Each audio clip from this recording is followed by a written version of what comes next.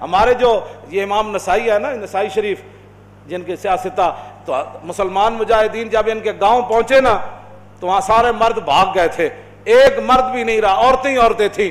جب مسلمان مجاہدین کو پتہ چلا کہ یہاں تو عورتیں ہی عورتیں ہیں تو انہوں نے یہ نہیں کہا یہ تو غیروں کی عورتیں ہیں، لوٹ مار کرو، قتل و غارت کرو۔ انہوں نے کہا کہ نہیں، عورتوں سے ہمیں لڑنے کی کوئی ضرورت نہیں ہے۔ وہ اس گاؤں کو چھوڑ کر واپس آ گئے، کہا کہ یہاں تو عورتیں ہی عورتیں ہیں اور تم کیا کر رہے ہو؟ یہ ہے مسلمانوں کا کردار۔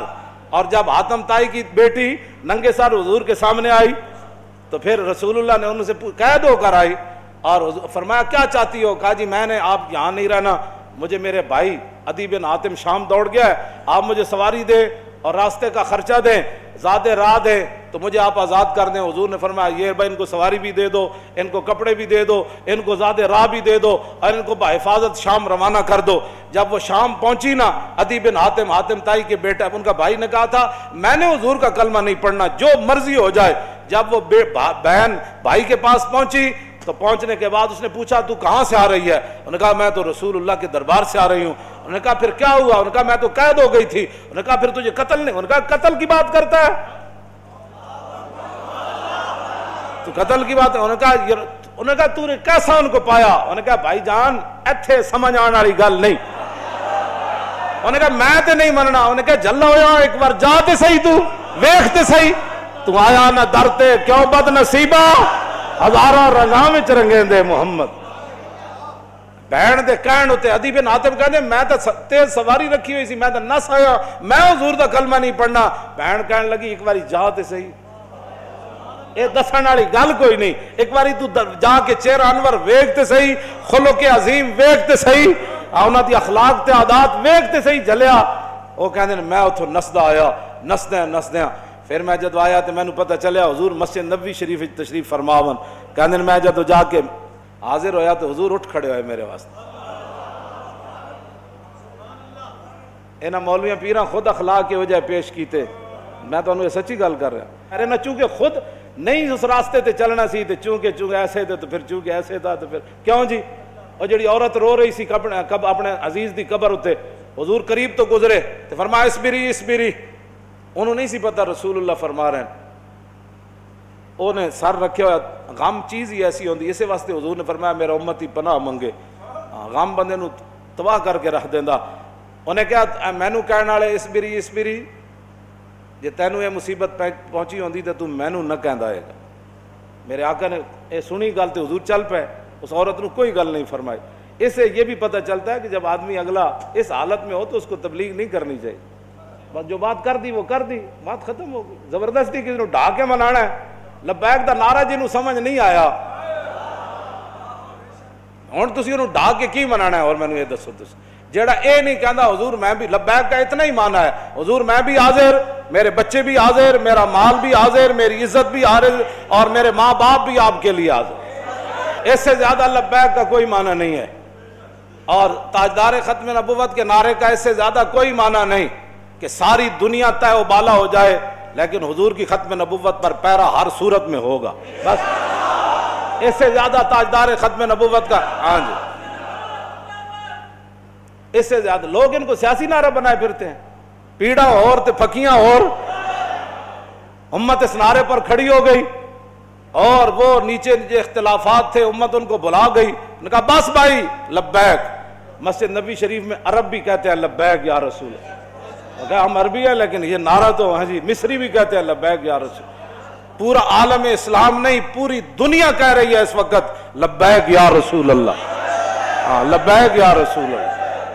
تو اس سے بڑا اللہ کا کیا کرم ہو سکتا ہے کہ امت اختلافات کو بھلا کر حضور کی غلامی کے لیے جمع ہو گئی۔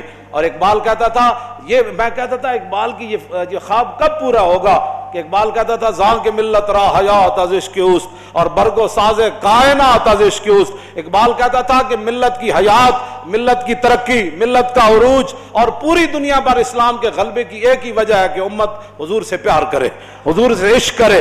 تو میں کہتا یہ کیسے ہوگا؟ لیکن رب ہے جو چاہے کرے۔ یہ نہیں پتا تھا کہ ممتاز قادری نے جو تختہ دار پر لبیک کہا تھا اس نعرے کی برکت سے پوری امت ایسے کھڑی ہو جائے گی۔ ہاں جی، بات اتنی ہے کہ او عورت نے حضور نال گل کی تھی کہ مجھے بہت مصیبت پہنچی ہے، اس کو تو پتہ نہیں تھا یہ رسول اللہ ہے. اور غم کتنی عجیب چیز ہے کہ وہ حضور کی آواز کو بھی نہ پہچان سکا. اللہم انی اعوذ بک من الغم والحزن. حضور کی اپنی دعائیں مبارکہ ہے کہ میرا امتی کہے میں پناہ مانگتا ہوں غم اور حزن سے. ہاں جی، یہ بڑی ڈاڈی شاید ہے. اب میں جو بات اگلی کرنے لگا ہوں، بعد میں جب صحابہ آئے تو انہوں نے کہا آپ کو پتہ ہے جنہوں نے آپ کہا تھا اسبری صبر کرو وہ کون تھے؟ کہا نہیں. انہوں نے کہا وہ تو خود رسول اللہ تھے. وہ میں نے حضور کو یہ جواب دیا ہے. وہ کہتی ہے میں پھر گئی جلدی جلدی حضور کے دربار پر. میں جو بات کرنے لگا ہوں وہ یہ ہے. وہ کہتی ہے جب میں حضور کے دروازے پر پہنچی تو میں نے کوئی وہاں چوکیدار نہیں پایا. 50 گارڈ اگے تے 50 پیچھے. اس حضرت صاحب نے سلام کون لوے گا؟ جتیاں پوان والے اور جبے پوان والے اور تے میک اپ کرنے والے اور. میں تو نہیں پڑھیا نہیں جو اس وقت حسنا چلیا. اسے واسطے تو ایک باری جڑا حضرت عدی بن حاتم آئے نا تے جدو رسول اللہ نال ملاقات ہوئی حضور اٹھ کھڑے ہوئے تے عدی بن حاتم کہندے نے میرے دل نے گواہی دیتی ہے اللہ دے رسول.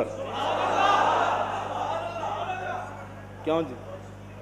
فرماندے نے پھر حضور نے میرا ہاتھ پکڑیا تے حضور اپنے در اقدس دی طرف گھر دی طرف چل پے. کہندے راستے چ ایک بڈھی مائی مل گئی. عورتاں نوں ویسی گلاں نہیں مکدیاں تے مائی بھی ہوے تے پھر بڈھی بھی ہوے. کہندے انہوں نے اتنی لمبی گفتگو حضور نال کیتی تے حضور دے چہرے انور تے بھی ناگواری دے آثار ظاہر نہیں ہوئے کہ میرے نال مہمان ہے تو بس بھی کر. ہون کہندے نے میں کھڑ کھڑ کے تھک گیا لیکن رسول اللہ نے ایک باری بھی اس مائی نو نہیں فرمایا کہ مائی بس کر اور کام کو تھوڑے. کہندے انہوں نے اپنی پوری گفتگو مکمل کی تھی تے پھر حضور چلے نہ جدوں. کہندے دوسری باری میرے دل نے گواہی دیتی حضور اللہ دے رسول. تو کہندے جدو رسول اللہ گھر تشریف لے آئے تے حضور دا ایک مبارک تلائی سی جہدے تے حضور آرام فرماندے سن. کہندے نے او دے وچ کھجور دی چھال بھری ہوئی سی، کھجور دے پتے بھرے ہوئے سن. اس تے او بدن مبارک سوندے سن جنہاں دے بارے حضرت انس کہندے نے میں 10 سال خدمت کی تھی. حضور نہ سلام لیا، ہزاراں واری لیا، حضور دے مبارک ہتھاں نوں بوسا دیتا، چومیا. ما مسست خزن ولا حریرن ولا شیئن قط الین من کف رسول اللہ. نہ میں کوئی ریشم نو ہاتھ لایا نہ کائنات دا کوئی اور نرم کپڑا ہو جائے میرے ہاتھ چ آیا کہ حضور دے مبارک ہاتھ تو نرم ہاتھ ہوے. کیوں جی؟ حضور اس تلائی تے سوندے سن جے دے وچ روئی نہیں سی، کھجور دی چھال بھری ہوئی سی. نہ انہاں کدی چھال ہوتے سونے، نہ انہاں کدی بدر جانا، نہ انہاں کدی جناب تلوار پکڑ کے خندق وچ پہرے دینے. انہیں تو کہنا ہو یہ لبیک والے کیا کر رہے ہیں؟ اسلام تو امن کا درس دیتا ہے. میں کہا دسو نا خندق وچ کتنے بندے آئے؟ کیوں جی؟ خندق وچ کتنے بندے آئے؟ یہ دسو نا قوم لوگوں نو اذا جاءتکم جنود فارسلنا علیہم ریحا وجنودا لم تروا وکان اللہ بما تعملون بصیرا اذ جاءوکم من فوقکم ومن اسفل منکم وزاغت الابصار وبلغت القلوب الحناجر وتظنون باللہ الظنون هنالک ابتلی المؤمنون وزلزلوا زلزالا شدیدا واذ یقول المنافقون والذین فی قلوبہم ما وعدنا اللہ ورسولہ